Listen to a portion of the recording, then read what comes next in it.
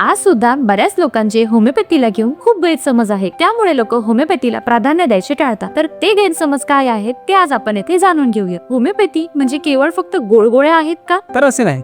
Homeopathy म्हणजे केवळ गोळगोळ्याच नसून ती एक नैसर्गिक उपचार पद्धती आहे, ज्यामध्ये डायल्युशन, मदर टिंचर आणि टॅबलेट फॉर्म मध्ये सुद्धा औषधी दिल्या जाते. होमिओपॅथी खूप स्लो काम करते का? नाही, होमिओपॅथी योग्य प्रमाणात व योग्य औषधीची निवड करून जर दिल्या गेली तर ती अतिशय तीव्र गतीने काम करते. आम्ही ऐकलंय होमिओपॅथी आधी आजार वाढवते आणि मग नंतर कमी करते. असे प्रत्येक गोष्टीत घडेलच असे नाही. होमिओपॅथीमध्ये ही एक नैसर्गिक प्रक्रिया आहे, पण ती प्रत्येकच पेशंटवर अवलंबून होईल असे नाही. हे फक्त आणि फक्त जुन्या केसेसमध्ये किंवा आजारांमध्ये पाहायला मिळते. लहान बाळांकरिता होमिओपॅथी सुरक्षित आहे का? हो, नक्कीच.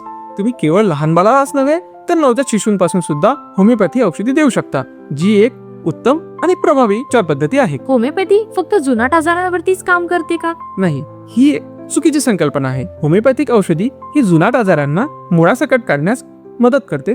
तसेच अॅक्यूट केसेसमध्ये योग्य प्रमाणात योग्य डोस देऊन ती अतिशय तीव्र गतीने आणि चमत्कारिकरित्या काम करते. होमिओपॅथी घेत असताना इतर औषधे घेतली तर चालेल का? नक्कीच. डॉक्टरांच्या सल्ल्यानुसार तुम्ही होमिओपॅथी सोबत इतरही औषधी घेऊ शकता.